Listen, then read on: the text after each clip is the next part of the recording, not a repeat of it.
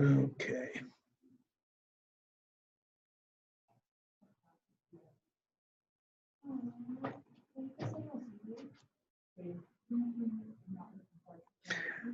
Okay, so I've gone ahead and recording class from for the time being because really wanted to just go back to what you brought up in the discussion from last week. I thought all of you had some very good comments to make about um, about the whole situation. Pretty much there was uniform agreement that there should be some form of licensure or at least registration. I think that the rationale here in Colorado, everything is handled under the Department of Regulatory Agency, DORA. And I think the rationale is that the pharmacist is in charge of the pharmacy and supervises the technicians, and so would have the incentive to make sure that they're well trained. I know like like they have this first like apply for, but they still want you to be certified within a year. Yep. But then that also brings up the fact that okay, well, you're letting someone that's not still selling and working in a pharmacy versus somebody who's actually been there and done their program and to get their certification. And it's like, well, that doesn't make sense. I think they would rather hire a non-certified than a Well, it's not, I don't think it's even that early either. I don't think it's really that late at that point because it's still not certification. right, but I'm saying they can start you out way down here, and then once you get certified, they can still keep you down here instead of up here where they should be when they first hire you if you're certified. Yeah, that's true. But I still don't know. I still don't think like retail pharmacy in general are. I don't think they are like they do like people. I don't think they treat people like equally. Like I know for me, like I applied for a consumer non-certified, knowing that I'm in school, I'll eventually get the pharmacy series anyway, and it's like, and you still don't really get that equal opportunity to versus somebody who has no knowledge on medical anyway. Right. And we're learning basic conversion, and some of us are just like, what? Right. Like, what is all that? So then you're taking somebody else to no knowledge of conversion, and what? It's like, okay. To me, it's unsafe. It is. I think it completely is too, and I think they like. I think even like applying for something like that in retail, they would need to like actually screen a little bit better on what your what your actual skill levels are towards that position versus you've got no skill level. Cool, let's hire you because you've got great personality. It's like you're messing with somebody's life.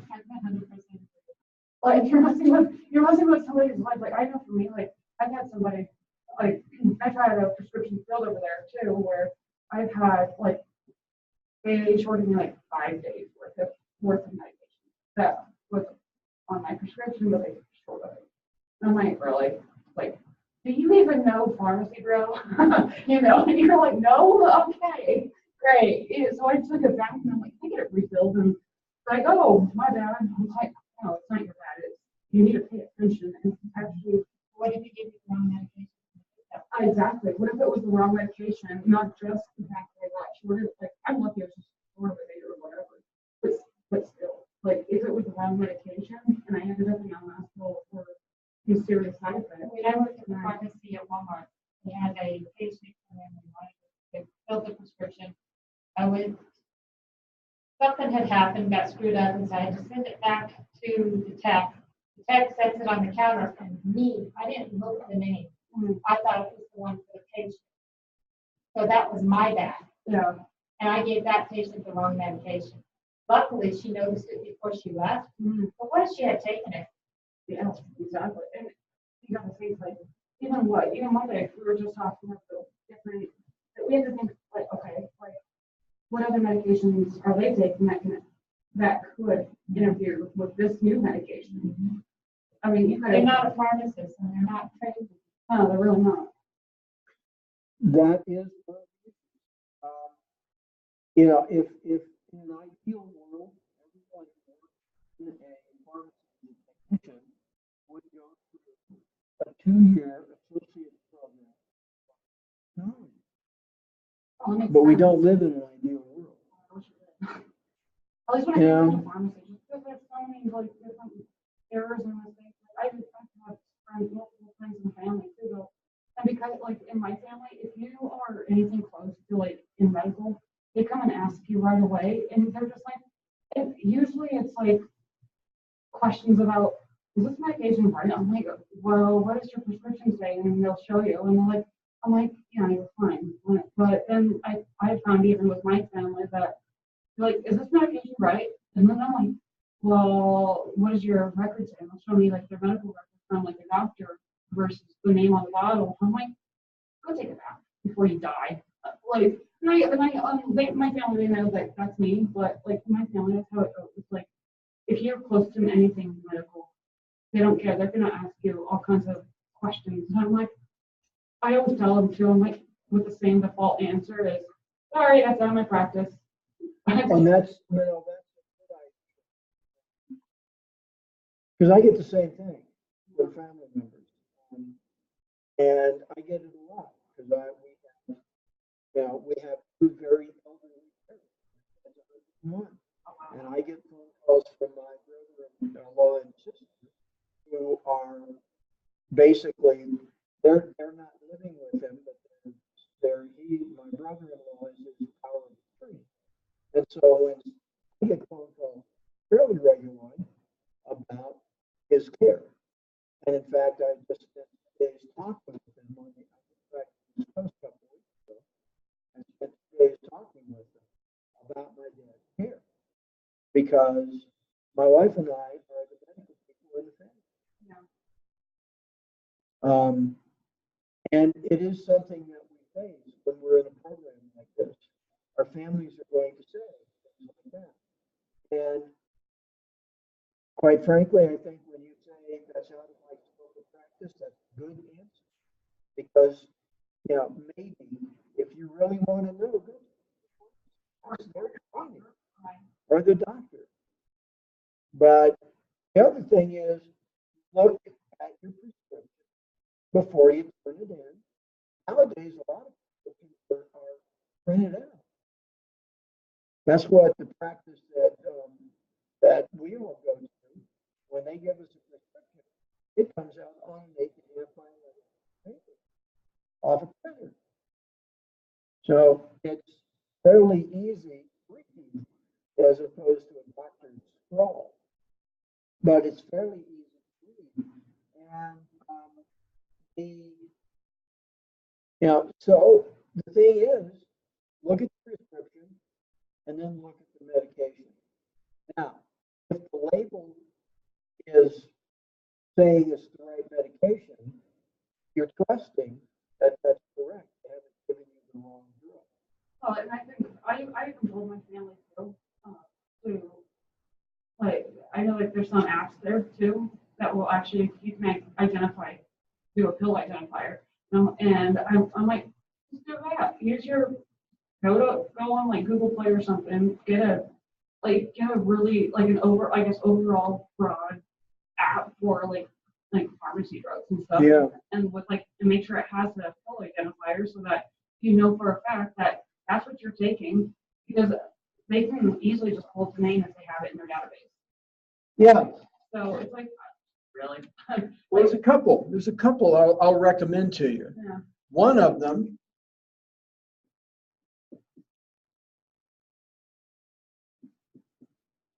you can put on your smartphone. It's free. Okay? Put it on your smartphone. It has drugs, and you can get an additional app. But the other thing is to go to something like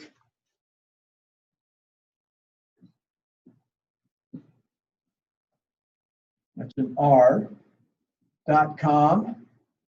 or drugs.com, I've also used. and they have pill identifiers. I've also used like, with RX stuff. Yeah, good Rex, yeah, it's good. All of those have pill identifiers. So you can use those as well and see what the thing's supposed to look like. The problem is that, you're gonna have to scroll down because, all drugs these days, almost all, if they have a generic form, that's what you're gonna get from the pharmacy. That's all insurance will pay for. So you may have to scroll down the list. And the thing is that your prescription label should tell you what manufacturer this drug came from. So you go and look for what the manufacturer says it looks like. And you can also do that by simply searching online in Google or Chrome or whatever. You can just search online for that drug from that manufacturer, and they'll have a picture of it. So it's a shame that we have to resort to this. But, that's the way life is. I just really look hard. I feel fortunate. We feel very fortunate with my mother-in-law that at 98, she can recognize when it's not the right pill. They're not. Yeah. And her biggest problem is her pill boxes because her fingers don't work. So we've had to do that. But other than that, she takes her meds. And if something isn't right, she'll say, what's that? And so it's really kind of nice to have that kind of help. But Hippocrates is good. I use that to get information about drugs. You can get dosing information and a lot of other things as well. But RX List, drugs.com, GoodRx, all of those are good sources, and they're free. You just call them up. RX List, I don't think has a mobile app, but you've got computers. Just call them up. Look, the real thing is we need to be monitoring why we're there. Know why you're taking it. If you're given a prescription, you should be told why. And if you have a lot of prescriptions, my advice is go to a pharmacist and say, here's what I'm taking. What are my risks? What are the interactions? Because pharmacists understand that better than doctors. Doctors are not ignorant. It's just that that's not their specialty. It's just like you wouldn't go to a cardiologist for neurosurgery, right? Well, pharmacists rather than MDs are your real source of drug information. And we're trying to help you learn how to do that. I mean, we're seeing some changes in the program, so but we're trying to really rationalize everything here and give you a good background in pharmacy. But there's nothing like practice. But taking care, check everything 3 times, minimally. We don't suggest checking things 10 times, but at least 3. There should be at least 3 checks for every prescription to make sure that you are giving the right drug in the right dose, etc. Okay, and that's what the pharmacist. Going back to your original point, Alicia, that's what the pharmacist is supposed to be doing, is checking your work and letting you know that you've done it properly or not.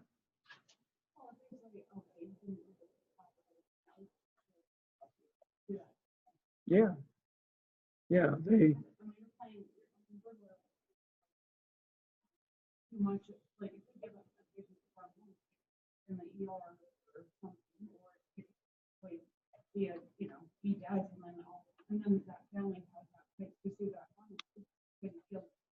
You just found the wrong drug. Yeah. Or the wrong dose. And it happens. Pharmacies do get put out of business for doing that. And pharmacists can lose their license, which basically, you have to have a licensed pharmacist. They're gone, and that's it. But let's go back to, good. I think that's really a good discussion of our people thinking about why, if they're going to work in a pharmacy, why they want to get at least certified. In this state, you don't have to be licensed or registered. You don't have to be certified unless there are 3 or more for each pharmacist. Then at least one has to be certified through the National Certification System, which is what we try to design this program to help students do if they want to work in a pharmacy. But I will tell you, it doesn't matter which of those certification exams you take, they're both tough. They really are. But, excuse me, there's lots of, you're going to get training here and be encouraged to do a lot of preparation. There are practice exams. We have practice exams that we can use here. In fact, when I teach Med 299, one of the things we do is I find out what certifications people want to go for. And then I have a series of practice exams for those certifications. And that's integrated into the class. So you take them. Now, most of the students are going to go ahead and get their MA. Because with that, they don't have to certify in phlebotomy. Because as an MA, you can do phlebotomy in this state. That's part of that practice. But but most of them will do that. But occasionally, someone will want another certification. So we really try to help people get prepared. There are practice exams on the internet, and many of them are free. So if you're when you're getting close to taking those certifications, start doing those practices. Start getting prepared. One of the reasons that I give a practice exam in Med 299 is it tells me what I need to emphasize for that student during the class. I don't need to teach you what you already know. I want to teach you what you don't know and you need to know. So that's one of the ways we do that. At least I do it. Okay. Now let's go to computers in the pharmacy. We all know that there are computers all over the place. And they serve a lot of functions. If nothing else, the first thing that got computerized in pharmacies was the cash register, to be honest. But it went on from there. Now we have pharmacy management software. Those of you who have taken COM 103 know that you've had some experience with it. The software itself you use the software to enter a prescription. So right there, that human interface is critical because you have to enter it correctly.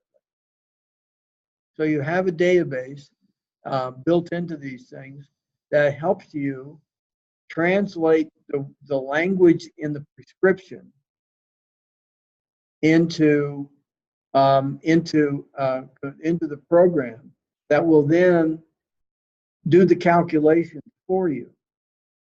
But I urge you to actually look at the way things are calculated so that you get used to it. You should have a feel for it. Some of them are easy. You know, we looked at that last on Monday. You know, if the prescription is for 50 milligrams per dose and drug comes in 25 milligram tablets, well, that's a pretty easy calculation.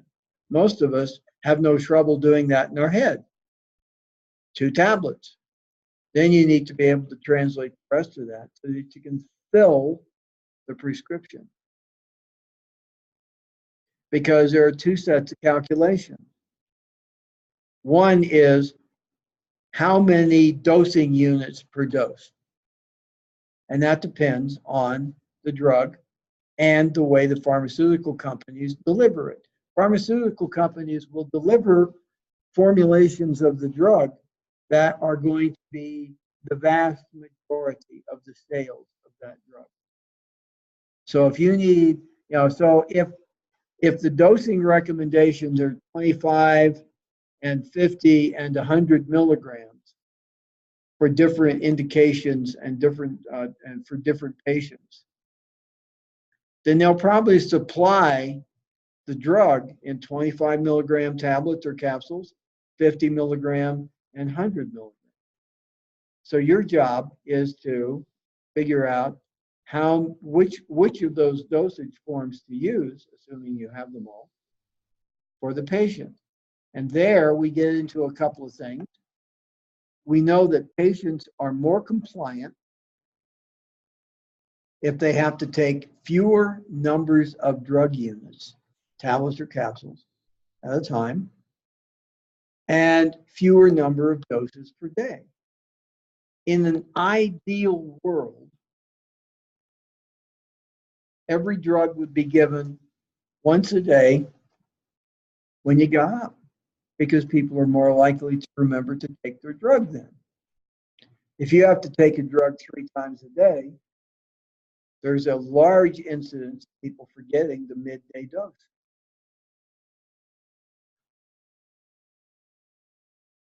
And if you have to take, you know, a whole bunch of drugs at the same time, a whole bunch of tablets at the same time for 1 dose of 1 drug, you're also not as likely to comply.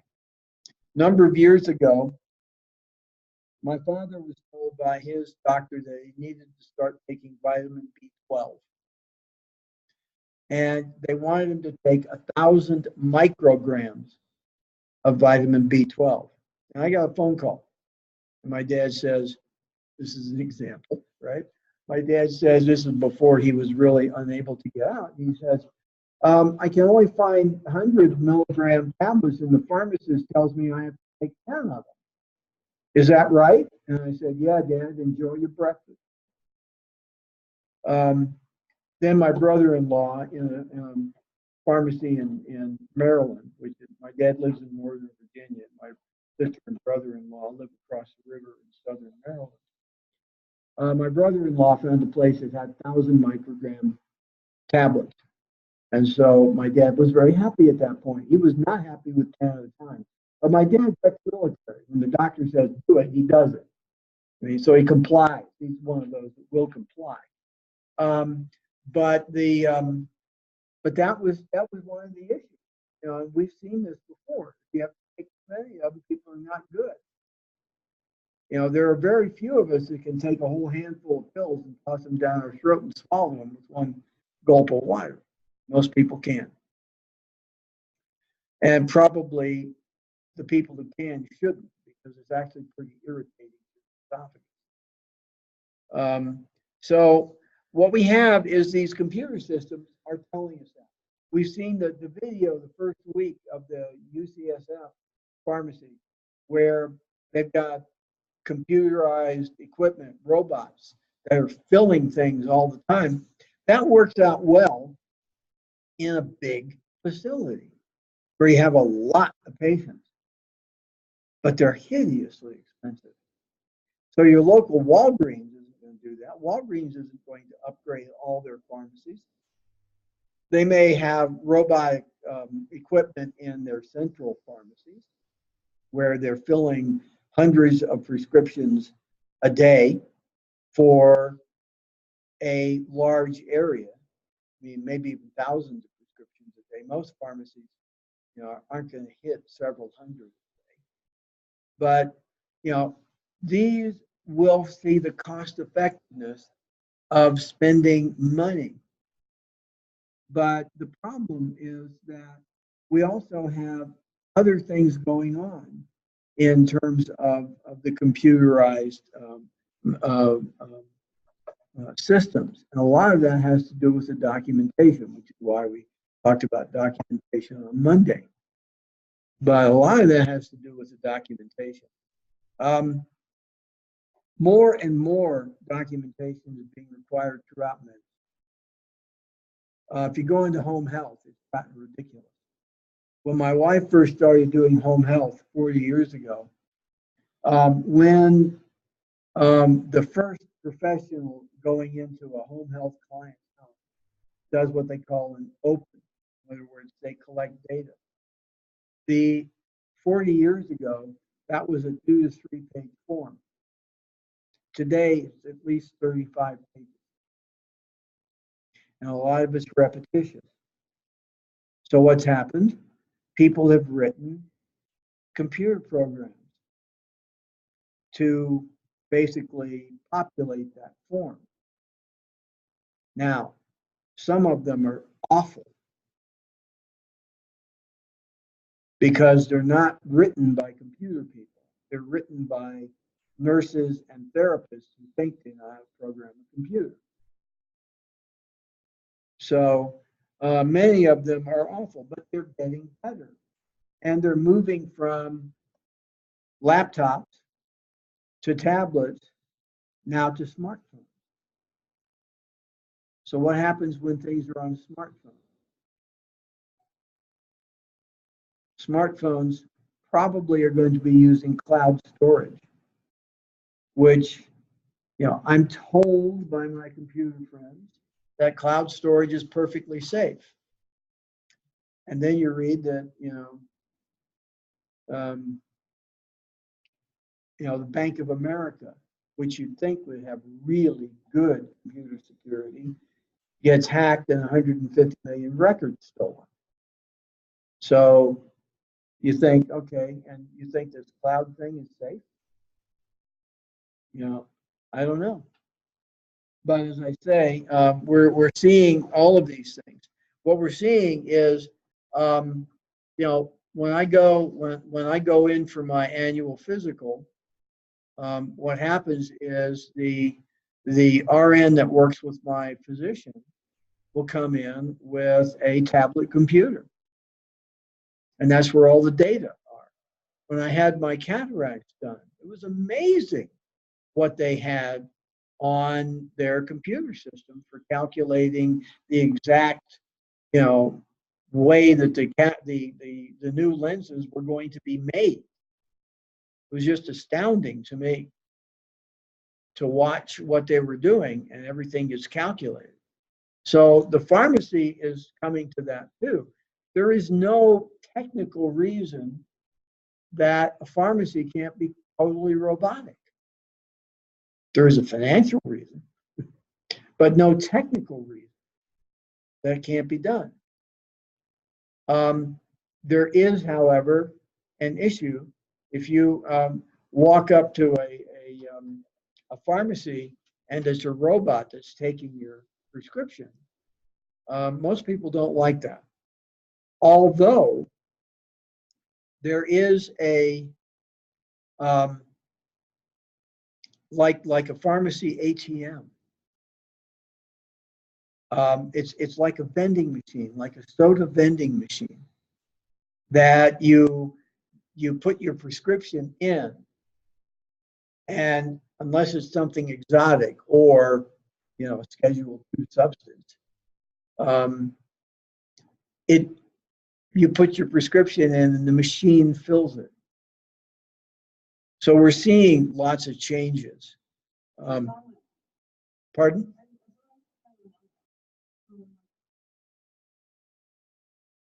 Yeah.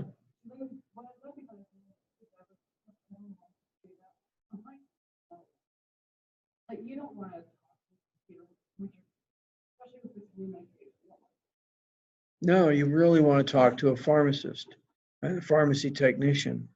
But your book goes into a lot of useless, I think, information for you guys.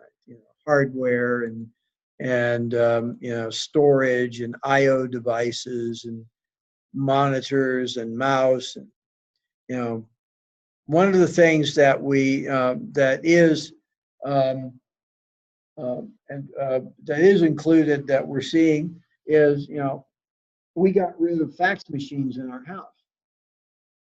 We used to have fax when I worked many years ago when I was working for a gene therapy company that was based in Seattle, and I was working from home. I had a fax machine because that's the way we transmitted a lot of data. Now everybody scans it and emails it. Same, it's you don't need to have a landline, and you don't have to worry about data rates. You just plug it into your 4-function printer, scan it, and you can even email it directly out of the printer now. So scanners are useful. They were originally developed as a means to take data and not have to basically hand enter data into computer systems. You could just scan it and convert it to either an image, a JPEG or a GIF or a TIFF, or a PDF. And since everybody can open those files with the software that comes built into most operating systems, it's not a big deal. So we do that.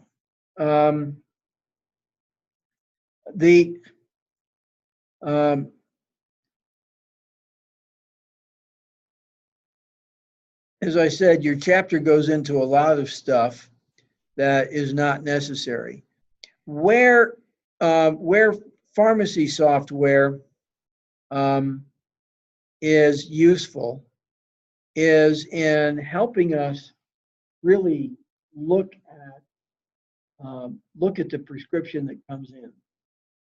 The prescription that comes in, we enter into the system, and a lot of times it has built-in software. Most of them now have built-in software to alert us if there's a problem with interactions with other drugs, or if they're contraindicated for patients with certain medical conditions. These things can get pretty complicated.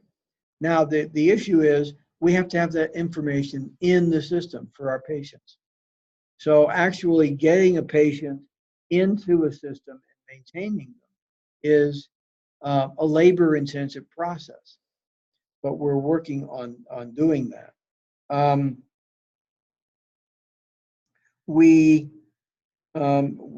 using the pharmacy software, we can do a lot of things, but not everything. More and more we're seeing that things are going to be integrated into the way the whole pharmacy is managed. We won't go into accounting issues here, but accounting is another thing that is important to the pharmacy, and is now almost entirely computerized. A lot of places will use some of the more common accounting practices. QuickBooks is one, but a large operation will use one of the major systems, for doing their accounts, their payroll, and so forth.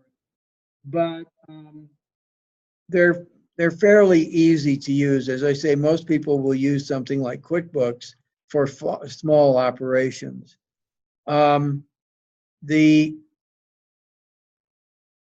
We have very specialized needs for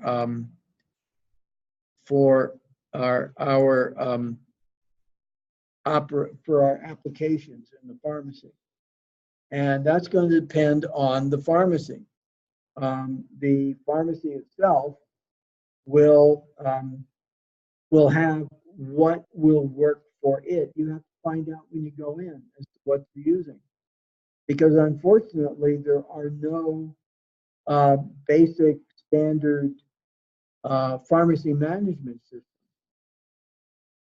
So there's all sorts of them. So the one that we have integrated into our COM 103 is a model software, because Kroger has its own system, Walgreens has its own system, the pharmacies that are affiliated with Kaiser have their own system, and then you can also buy pharmacy management software from the major medical software vendors like McKesson.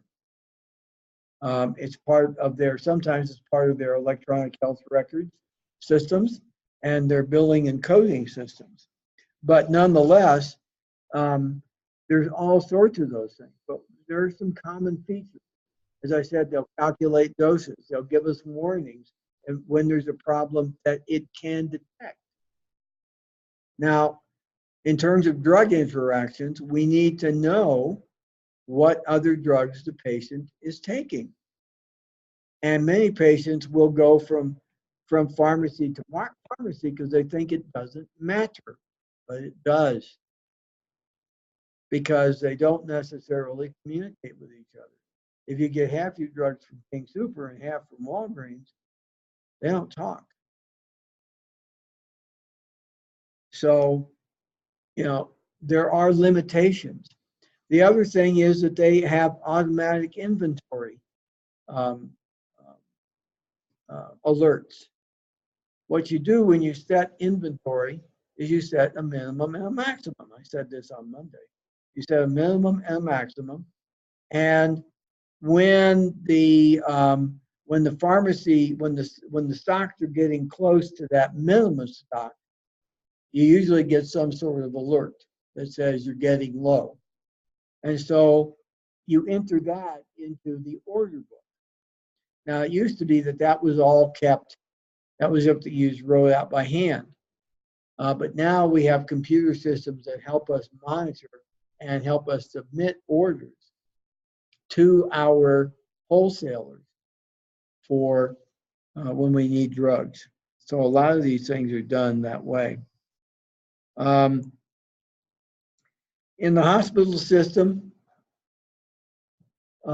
drugs, doctors, prescribers, doctors, nurse practitioners, PAs, DOs, will come in and they can enter directly into the pharmacy system a medication order. Medication order is the same thing as a prescription, has the same information.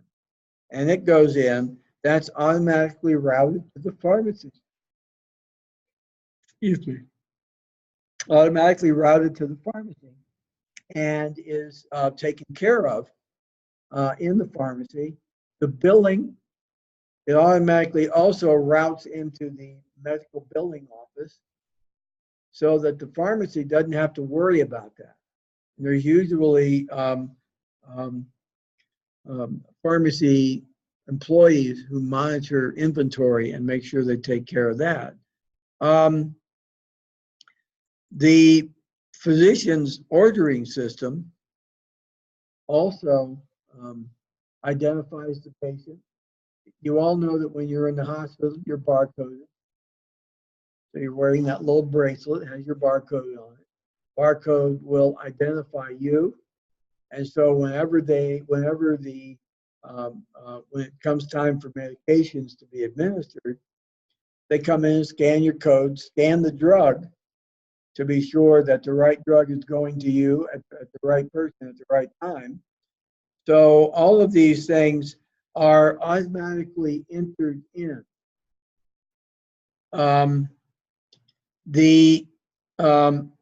Your book talks about something that almost no one uses anymore.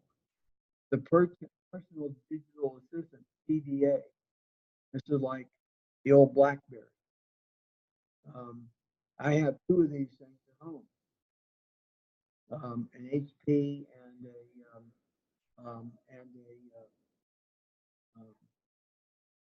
um, a DEC um, digital assistant. Um, they're about the size of a large cell phone. And that's all they do. People don't use them anymore because all smartphones have all those apps now. So your book is already out of date, and it's the latest edition. But that is something. Every textbook is out of date as soon as it's printed, so that's not unusual. But we basically don't use those. The book does understand that we have now tablets, and you can do pen entry, writing entry. But even so, most people are using something entirely different. So what we probably won't go any further than that with computers, because computers are it's going to change. By the time you're in the workplace, it's going to change again. The technology is changing so rapidly that that it will be changed again very soon. We have your book talks about the future, and the future in your book is already there.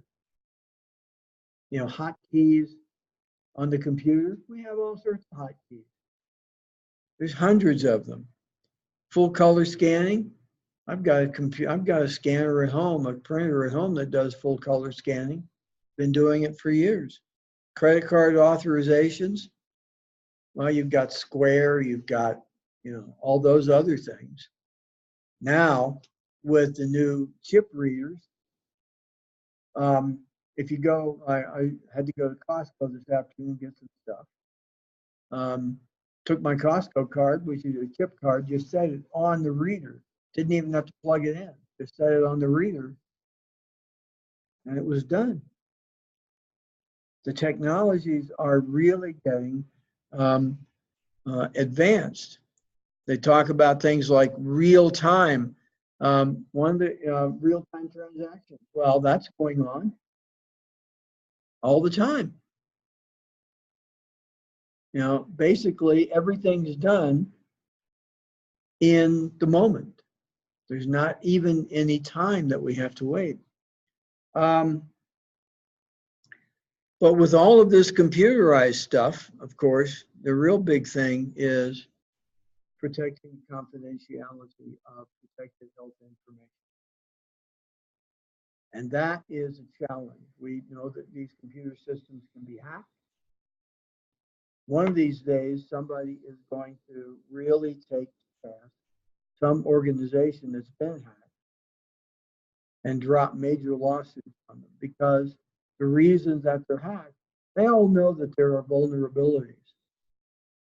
One of the major problems with any system is that software programmers are kind of weird people.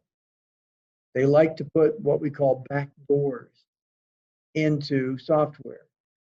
They like to create places where they can get back in themselves. And they think they're clever. And then they get hacked because somebody figures it out.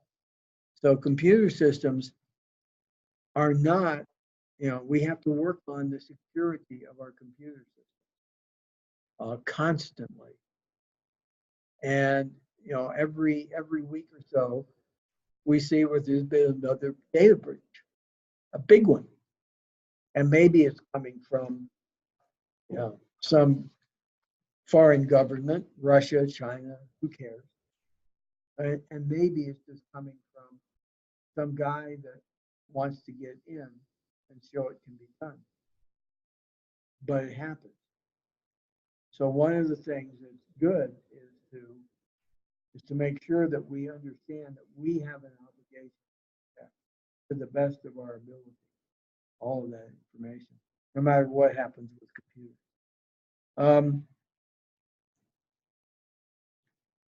So, questions?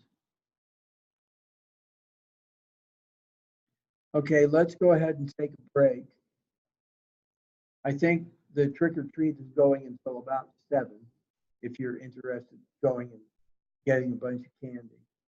Now, you can get a bag out at the front desk and pick up what you want, or not. But let's take a break for now. And what I will do is pause the recording.